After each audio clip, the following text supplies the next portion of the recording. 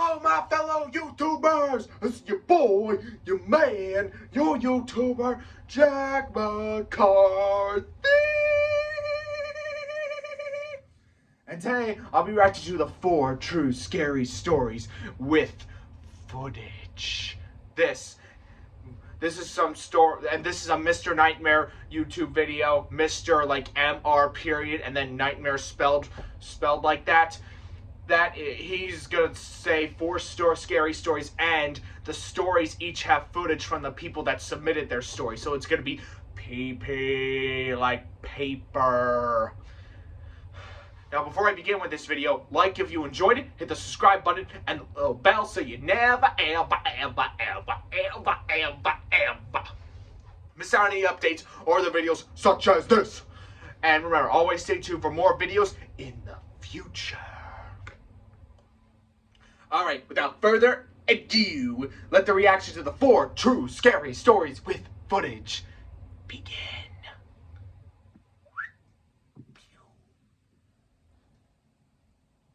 Come on, are you... For the love of God. Sorry, people, hang on. Ah, come on, really?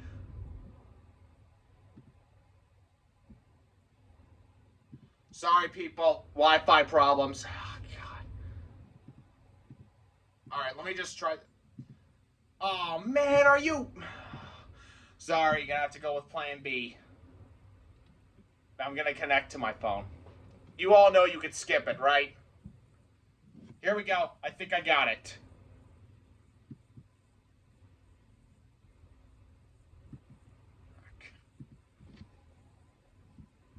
Skip bad. Here we go. I think we're ready. Just gonna... Here we go. True stories with video. Sorry.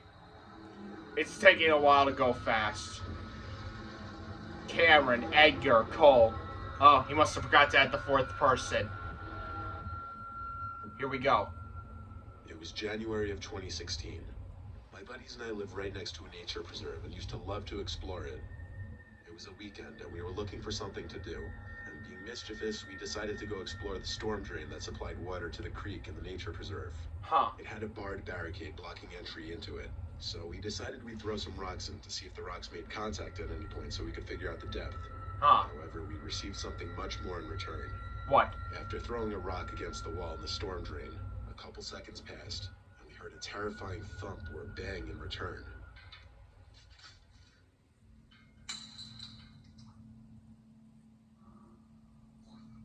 What the hell? What was that? Dusk was approaching, so we called it a day and watched back over the video we recorded of it. The next weekend, I gathered a few more buddies, and we decided we would unbolt the barricade to the drain and go inside.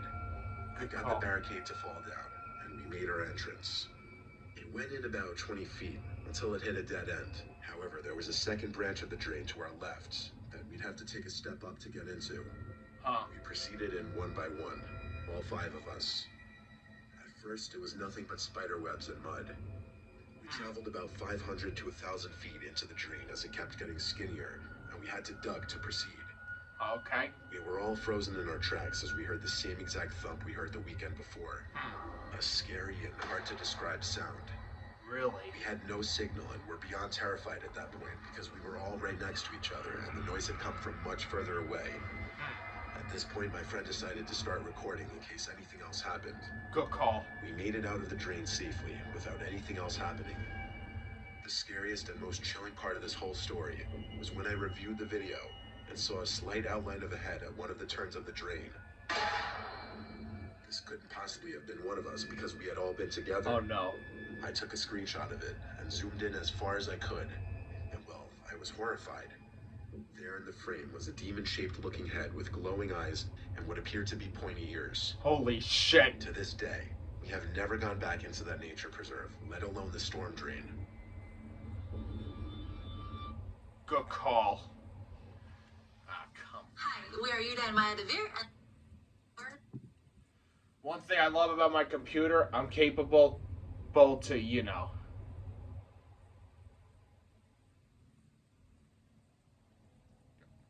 Damn it, come on. There we go. Sorry, people. Like I said, I got problems with Wi-Fi. It all started when a group of friends and I decided to start exploring abandoned warehouses due to the stories and myths surrounding them in our hometown, Laredo, Texas.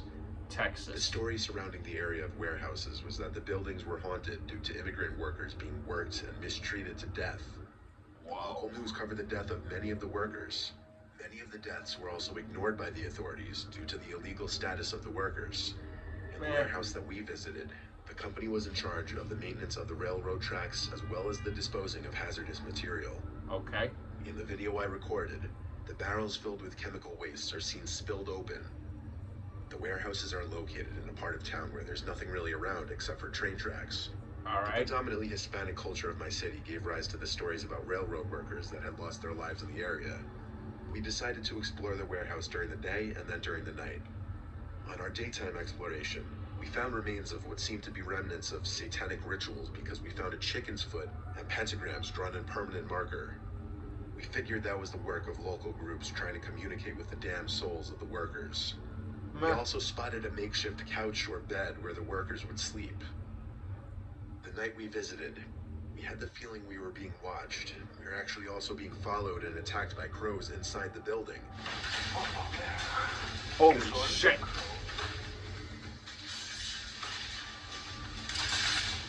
Crows. While we were exploring that night, on several occasions, we spotted shadows and heard noises throughout the area. And as we delved deeper, we got the feeling that someone or something didn't want us in the warehouse. Really? A creepy laugh can be heard in the video footage I captured, and that was our cue to get the hell out. Nah, I don't think there's no power.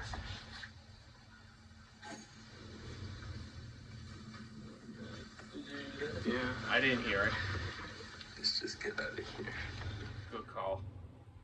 Things only got weirder though, as the satanic drawings and the chicken foot were gone the next time we passed that spot, yet they were spotted only earlier that day. I'm completely convinced that someone or something was stalking us in that warehouse that night. Yeah. I believe the lost souls of the workers, or a satanic group of people that frequented the place, were there that night with us. Probably. As we walked out of the warehouse, we noticed that the crows were very on edge and tried to attack us, like I mentioned earlier. The events that happened that night still sometimes keep me up at night. I'd be kept at night too from stuff like that.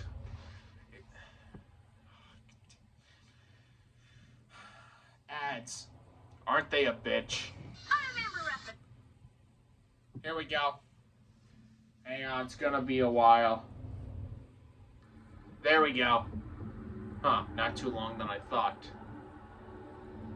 I'm a freshman at the University of Nebraska-Lincoln. Cool. Some friends of mine came home from a hockey party after their game and asked me to come hang at their dorm. They brought some girls to the party that they knew from high school and happened to be in the city. They came back to the dorm to hang as well. One of the girls that came in was super friendly but very drunk. I didn't see her drink anything in the dorms. I left with my girlfriend at about 2 a.m. Okay. At around 3, I heard sirens and could see lights outside of my window. I figured it was just another kid that came home with alcohol poisoning. Probably. Then I heard the most gut-wrenching scream of my life. I walked out of my room and saw my friends from the dorm I had just left running down the hall wanting my help. I Where is started it? running down the hall following them and saw blood on the floor and thought for sure someone had been stabbed. What? Then I saw 3 police officers and a paramedic team strapping the friendly girl down to a stretcher while she was screaming and thrashing. I went to ask my friends what happened and they looked exhausted. They said her eyes rolled back into her head. She started growling and bleeding heavily from both nostrils. Holy She shit. attacked some of our friends, yanking their hair and biting them like an animal. This girl fought off 3 6-foot-tall, fairly muscular guys by herself. Keep in mind, this girl is probably 5'1", 110 pounds, and was Oh. possessing superhuman strength, all while screaming at the top of her lungs. The scariest part is when the RA came over to pray over the situation, as he's a devoted Christian, and she started screaming, "F God, F Jesus, the devil is coming for you all." At this point, my heart was sinking in pure fear of the Holy situation, as was everyone else who was present. The emergency responders said they had never seen anything like this, even if she was possibly drugged at the party. Probably. I was able to capture a roughly 20-second video of her screaming in the dorms. Really? You can't really see her as the paramedics are in the way, Okay. If you listen closely towards the end of the video, you can hear her scream, "They're coming for you all, they're coming for you next." Really? Last I heard, she woke up with no memory of the situation, but is in a very dark place at the moment. This is the video that was captured. Okay.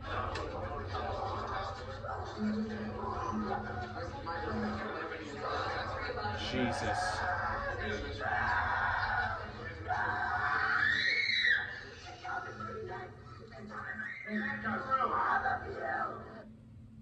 Jesus Christ, she must have been possessed. She doesn't remember it. Maybe someone did like a thing or My something. small I don't town, there's not remember. much to do, so my friends and I make the best of it. In the winter, we sometimes throw snowballs at cars. Okay. This was after we got done ice fishing one day. We went to my house and decided it would be fun to throw snowballs at cars for a while. Sorry, there was a movie Usually going no one on. would get too angry as they were just snowballs. Alright. One person got really mad at us. My friend Drake decided to throw a snowball at one more car and he told me to record. He hit right under the back passenger side. It sounded like a hard hit. We stayed there for a second laughing until he slowed down and eventually threw it in reverse. Yeah.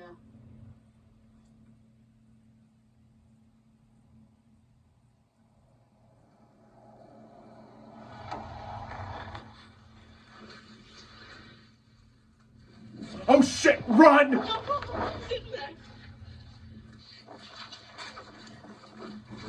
I do that too.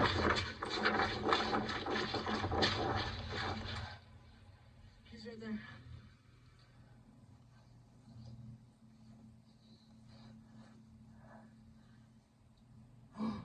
He's still there. We ran and hid behind a car in a different parking lot, and he pulled in about 5 feet from us, but he didn't see us. So we ran home, and that's when I stopped recording.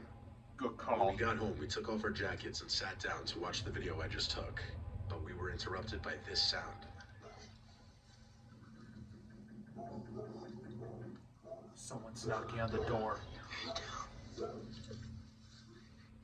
froze in my seat. Then again. I didn't think this guy would find us, but still I turned off the lights. My dogs went crazy. Drake and I are 14, we don't get scared that easily, but this was freaking us out. We hid in my bathroom in my room and turned off the light. We actually laughed, thinking he would leave in a couple minutes. Our friends thought we were joking, so we took videos of him still pounding on the door. Our friends thought it was funny and karma, but we didn't find it amusing anymore. We thought we were in danger because he wouldn't leave. So I called my mom, who was at the Walmart about 10 minutes away. She sounded more like she was angry at us for throwing snowballs at cars than concerned that someone was banging on the door. She said she would call one of the neighbors to come scare him off. Then she hung up. Alright. It felt like an eternity before he stopped banging on the front door. But only a couple minutes passed, and then the banging sounds came from a different door. And it hit me that I didn't lock that door. Shit. He could easily come in. Then I got a disturbing call from my mom, telling me one of the neighbors said she could see a deranged-looking man, possibly drugged out, looking through my room's window and the front door window. We sat there for as long as we could and decided to make a plan to get the 410 shotgun in my mom's room, load it, and then make a break for it. But when we Good call. entered my mom's room to look for the gun, we saw his face at the window. His hairy, withered-looking face, and we screamed and ran. Run Drake for had the it. idea to blast a police siren sound on my speaker in my room, so we ran to set the speaker up. While doing so, we heard the back door open, the one which was left unlocked. Shit. Drake managed to get the siren sound effect to play on my speaker, and that apparently worked, as we heard him leave through the same door he entered. Moments later, one of the neighbors, Paul, rang the doorbell. I let him inside, and he stayed with us and waited for the cops and my mom to get there. We explained everything. The cops and my mom all said we shouldn't have been throwing snowballs at cars like that, obviously. Yeah. We got lucky that they showed up when they did. My advice is to never mess with people like we did. You never know who you're dealing with. Good call. Yeah. That's a very good story. I think that was it. Yeah. That's it. They stopped talking. This is usually the part where those small little window things come on up. You know, where in the videos and stuff, but I don't think those display. I'm going to skip ahead. Yeah, they don't come up. Yeah, they don't come up. Come up, yeah. Yeah, not today, but still. Damn, those were scary as shit, son. I will just say that. They were scary as shit.